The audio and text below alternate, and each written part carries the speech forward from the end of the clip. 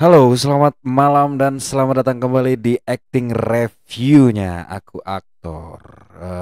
Kemarin kita udah nge-review film The Five Bloods ya. Teman-teman bisa menonton acting reviewnya di channelnya aku aktor. Ya, sebelum itu kita udah sempet bikin beberapa video acting review. Dan kali ini, seperti judulnya, teman-teman mungkin sudah menonton film ini atau akrab dengan film ini karena ini adalah film Indonesia pertama setelah sekian lama. Kalau nggak salah film Indonesia terakhir yang kita bikin acting reviewnya itu Science of Fiction. Itu pun belum kita bikin videonya. Jadi hanya tulisan aja. Teman-teman bisa langsung membacanya di websitenya Aku Aktor. Ya, nama websitenya akuaktor.com.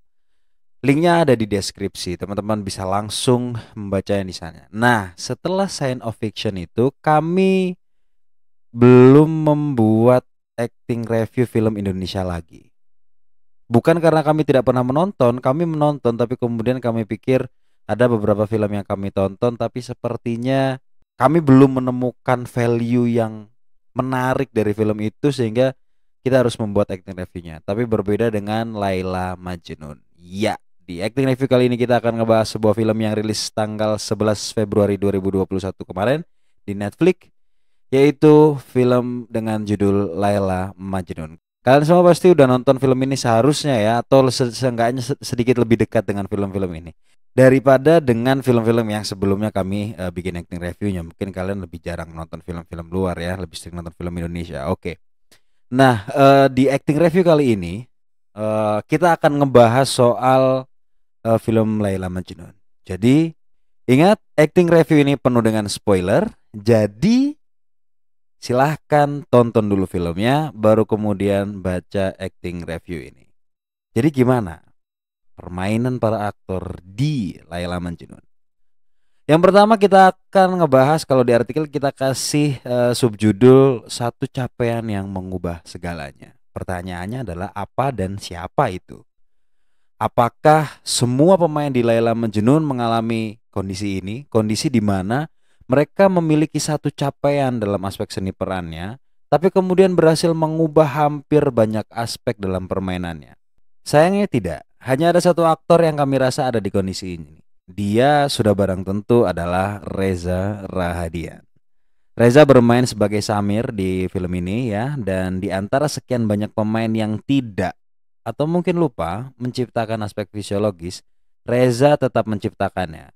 Meskipun jika diperhatikan baik-baik, aspek fisiologis yang Reza ciptakan bukan aspek-aspek yang besar, yang kelihatan besar, seperti misalnya cara berjalan, bentuk tubuh, atau juga bentuk wajah. Seperti ketika dia bermain sebagai Habibie atau Bosman. Nah, di Laila Majnun ini, Reza sejauh yang kami lihat, mungkin dia menciptakan banyak hal juga, tapi sejauh yang kami lihat yang terlihat paling signifikan adalah ciptaannya pada cara bicara dan aksen. Tapi meski dia terlihat hanya menciptakan satu aspek saja, kami rasa capaian di satu aspek itu, ciptaan di satu aspek itu berhasil membuat aspek lain terlihat berbeda dan tercipta atau diciptakan. Sebelumnya kita akan bahas terlebih dahulu ciptaan pada areal mulut yang di dalamnya termasuk aksen ya. Kita bisa mendengar dengan jelas bahwa di film itu aksen Reza berubah. Coba perhatikan baik-baik pengucapan huruf D dan R yang jelas terlihat sangat berubah. Perubahan dua pengucapan huruf itu menariknya adalah juga mampu mengubah pengucapan huruf yang lain. Oke. Selain perubahan pada aksen pada dua huruf itu, kita juga bisa mendengar suara Samir yang juga dibuat agak sengau di beberapa bagian terakhir pengucapan. Dan ditambah dengan satu sentuhan terakhir yaitu tambahan E di beberapa akhiran kata. Bukan E sebenarnya, kedengarannya kayak E gitu. Yang membuat ciptaannya dan cara bicara Reza jadi menarik gitu. Dan lengkap jadinya. Kami kemudian merasa bahwa cara bicara itu mengubah sedikit warna suara Reza. Jika didengarkan baik-baik, kami ngerasa bahwa warna suara Samir yang diciptakan oleh Reza itu terdengar sedikit agak tebal atau gandem kalau dalam bahasa Jawa. Masih pada capaian suara, selain aksen dan warna yang berubah, tempo bicara Samir juga terdengar jelas berbeda dari tempo bicara Reza. Kita bisa menangkap kesan bahwa Samir memang tidak terlalu lancar berbahasa Indonesia dengan baik atau setidaknya tidak selancar orang-orang Indonesia. Jadi temponya menarik. Ada jeda-jeda yang menarik. Kami rasa jedanya juga hidup dan tepat. Dan satu hal lagi yang jauh lebih menarik daripada penciptaan tempo, aksen dan juga warna suara si Samir adalah bentuk yang selalu konsisten dalam kondisi emosi apapun. Coba perhatikan baik-baik. Mau dalam kondisi yang sangat emosional ataupun tidak, tempo bicara Samir tetap sama. Atau dalam kondisi marah yang sebesar apapun, temponya juga kurang lebih sama. Lebih menarik lagi, tempo itu tetap berhasil menjadi kendaraan yang baik untuk emosi karakter. Kami ngerasa bahwa pada setiap adegan yang dilalui Samir dengan kondisi emosi apapun, kegagapan Samir mencari kata-kata dalam bahasa Indonesia itu tidak menghalangi Samir menyampaikan emosinya. Nah, bentuk yang diciptakan Reza untuk Samir itu bukannya menghalangi Reza untuk menyampaikan emosi si karakter, tapi malah membantu Reza menciptakan cara merespon yang otentik dan hampir bisa dikatakan tanpa distorsi. Pun ketika ada distorsi, semua distorsi itu sesuai dengan karakternya dan sesuai dengan peristiwanya. Coba perhatikan dengan baik bahwa tempo bicara Samir itu kurang lebih terpola dan hampir sama, tapi yang menarik adalah tempo itu masih tetap terasa hidup dan mampu jadi kendaraan atas perasaan si karakter. Itu menarik sekali. Kemudian selain capaian suara, kami juga bisa menangkap sedikit capaian pada permainan tangan. Coba perhatikan beberapa adegan ketika Samir berbicara pada Laila. Kita bisa menangkap beberapa laku tangan yang sepertinya bukan laku tangan orang Indonesia kebanyakan. Bahkan jika kami bandingkan dengan para pemain yang asli Azerbaijan seperti teman-temannya si Samir ya, kami menangkap laku tangan yang kurang lebih sama, mirip. Dan ini menarik. Artinya laku tangan Reza mendekati laku tangan orang Azerbaijan. Nah, jika kita membreakdown semua capaian Reza, memang kami tidak bisa bilang bahwa semua aspek benar-benar diciptakan. Tapi kita tahu bahwa ada beberapa aspek yang berhasil diciptakan oleh Reza dan berhasil membuat aspek lain dalam seni perannya seperti ikut tercipta secara tidak sengaja. Meski tidak sengaja ya, sepertinya Reza menyadari itu dengan baik sehingga tetap terlihat konsisten dan kelihatan dipegang gitu. Ya, tidak keluar masuk karakter gitu. Konsisten dari awal sampai akhir, itu yang menarik. Kalau soal permainan emosi kita nggak usah meragukan Reza lagi ya. Reza adalah salah satu pemain yang punya permainan emosi cukup baik. Dan di banyak adegan Reza juga mendengarkan dengan baik dan berhasil merespon dengan sangat baik. Dan hampir semua respon Reza di film ini sesuai, tidak ada celah, semuanya sesuai dengan peristiwa.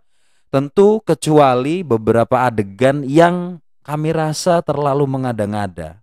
Karena kami rasa di beberapa bagian akhir film tuh dramatiknya terlalu ditarik, terlalu dibuat dipanjang-panjangkan gitu. Misalnya di adegan-adegan terakhir itu ya. Itu aja persoalan permainan emosi. Di luar itu semuanya aman.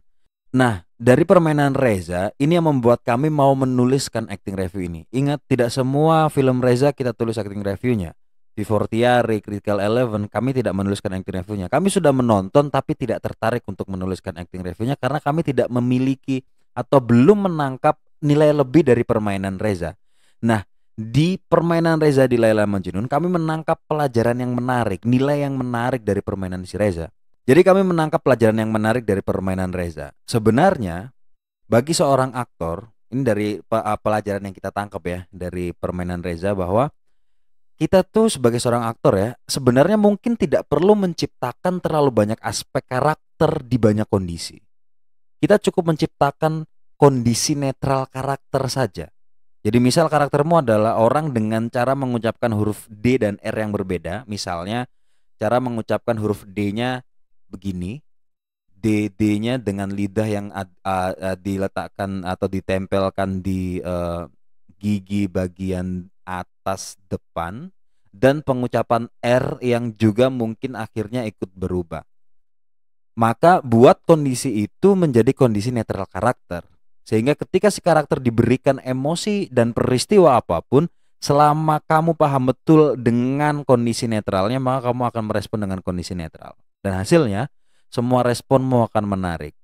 Terlepas soal kemampuan memainkan emosi dan sebagainya. Oke, itu pelajaran yang paling penting yang kemudian kami dapatkan dari melihat permainan Reza di Laila Majnun. Terus bagaimana dengan pemain lain di Laila Majnun? Pemain lain bukannya nggak memiliki capaian sama sekali, justru capaian permainan emosi mereka cukup menarik. Jika kita melihat acting lewat esai yang ditulis sama Michael Kirby, soal acting dan not acting, ya, serta melihat kontinum acting yang dibuat Michael Kirby dalam tulisannya itu, maka kami bisa memasukkan permainan hampir semua aktor yang ada di Laila Majnun dalam skala simple acting. Kalau belum ada yang tahu soal kontinum acting dan not acting milik Michael Kirby, ini kontinumnya dan kita akan jelaskan sedikit tentang bagaimana membaca kontinum ini.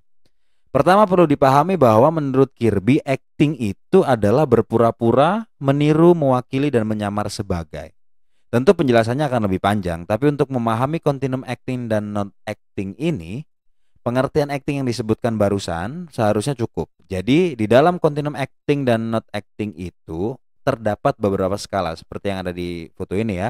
Dimulai dari not acting, di mana di skala tersebut ada istilahnya non-matrix performing atau kondisi di mana pelaku masuk ke dalam ruang peristiwa tapi tidak melakukan kegiatan yang jadi satu dengan peristiwa dan tidak menggunakan kostum yang sesuai dengan peristiwa serta tidak melakukan acting dalam pengertian apapun, terutama dalam pengertiannya si Michael Kirby.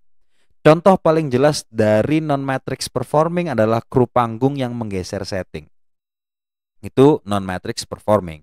Kemudian ada symbolize matrix, di mana para pelaku masih tidak berakting, tapi ia sudah mengenakan kostum yang mewakili sesuatu atau seseorang yang secara sederhana kostum yang mereka gunakan masuk ke dalam realitas peristiwa.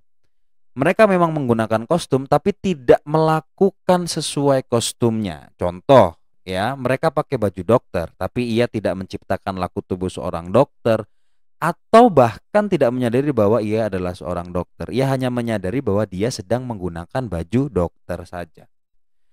Setelah itu ada receive acting yang kurang lebih adalah sebuah kondisi di mana si pelaku sudah memakai kostum yang sesuai dengan peristiwa, ya.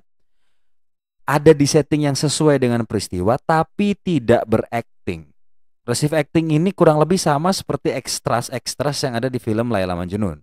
Meskipun mereka mengaku sedang berakting, bagi Kirby mereka masih masuk ke dalam ruang receive acting.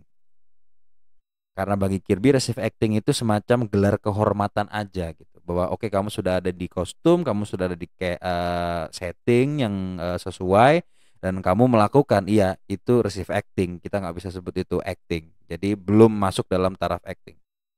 Kemudian ada simple acting, ruang di mana banyak ruang di mana banyak pemain Laila Majnun berada di dalamnya. Baik tokoh utamanya seperti Acha Septriasa atau si Baim Bong atau tokoh lain yang porsinya tak sebanyak tokoh utama, tak sebanyak si Baim atau Acha.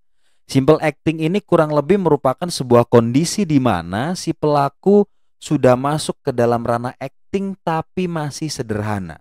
Acting yang sederhana menurut Kirby adalah ketika si pelaku hanya menggunakan atau menciptakan satu elemen atau satu dimensi dalam seni peran, yaitu emosi saja. Oke. Jika kita melihat Laila Majnun, hampir semua aktor tidak menciptakan aspek lain kecuali emosi. Kita bisa melihat Acha tetap muncul sebagai Acha tanpa ada perubahan fisiologis atau sosiologis yang signifikan. Cara dia bicara masih sama, cara dia memainkan mulut masih sama, cara dia sedih, cara dia marah. Kita akrab melihatnya di film-film Acha yang sebelumnya. Tidak ada perubahan yang signifikan pada aspek fisiologis dan sosiologis. Begitu juga dengan Baim. Kami awalnya menduga warna suara Ibnu, tokoh yang dimainkan Baim itu berbeda, sehingga dia mungkin menciptakan 2 atau 3 aspek dalam seni peran. Tapi setelah kami mendengar lebih jauh dan melihat lebih jauh, ternyata tidak ada warna suara yang berubah. Sekali lagi yang dimainkan oleh Acha dan Baim hanyalah permainan emosi saja. Acha memang memainkan banyak adegan yang memiliki emosi intens dengan cukup baik. Misal adegan ketika dia bertemu Samir di depan pintu kedubes setelah makan malam, kita bisa melihat emosi yang intens banget. Terus kemudian di adegan terakhir pun kita masih bisa melihat emosi yang cukup intens dan sesuai peristiwa. Dan hal yang sama juga terjadi pada Baim. Permainan emosinya juga sesuai, cukup intens, sesuai dengan peristiwa. Dan juga pada pemain-pemain lain kayak misalnya Om Landung Simatupang atau misalnya Om Suyi ya, Pak Ernanto Kusumo atau ibunya si Laila, semuanya bermain cukup baik merespon peristiwa. Tapi yang diciptakan sekali lagi hanyalah aspek emosi saja. Bahkan kita bisa bilang, aku aktor bisa bilang, Laila Majnun adalah salah satu film dengan ensemble permainan paling seimbang tahun ini. Sejauh Februari inilah setidaknya. Sampai Februari ini di tahun 2021 Laila Majnun adalah film Indonesia dengan permainan ensemble paling rata kekuatannya dan semuanya kuat. Itu menarik sekali. Tapi sekali lagi, tidak ada capaian aspek selain emosi di semua pemain kecuali Reza. Itulah yang kemudian membuat kami merasa kalau para pemain di Laila Majnun kebanyakan berada di skala simple acting dalam sudut pandang Michael Kirby.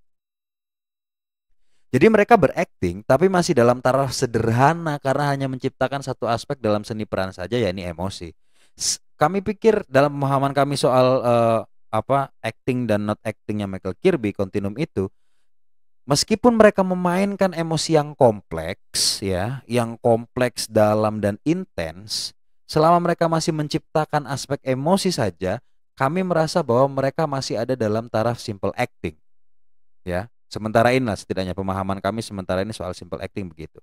Sementara berbeda dengan Reza yang kami merasa yang capaiannya udah kami sebutkan tadi ya, itu ada di fase terakhir dalam continuum acting. Ya, dalam continuum acting non acting dia ada di fase terakhir yang istilahnya adalah complex acting. Reza seperti yang kami bilang sudah menciptakan aksen yang kemudian membuat warna suaranya jadi berubah. Beberapa laku tubuhnya juga ikutan berubah. Complex acting itu kurang lebih ya adalah kondisi di mana seorang aktor sudah berakting dan menciptakan atau menggunakan banyak dimensi dalam seni peran. Dia menciptakan fisik, dia memainkan emosi, dia menciptakan aspek sosiologis karakter dan aspek lain dari karakter, internal ataupun eksternal, memainkan setting. Intinya banyak aspek yang diciptakan oleh si aktor, yang digunakan oleh si aktor sehingga dia masuk dalam ranah complex acting. Kami rasa Reza sudah ada di fase tersebut, di skala itu. Meskipun jika kita breakdown lebih detail, memang capaian Reza tidak cukup banyak ya. Tapi untunglah ada namanya istilahnya sponge effect yang membuat satu capaian berhasil mengubah hampir segalanya. Dan sedikit tambahan dari Michael Kirby juga.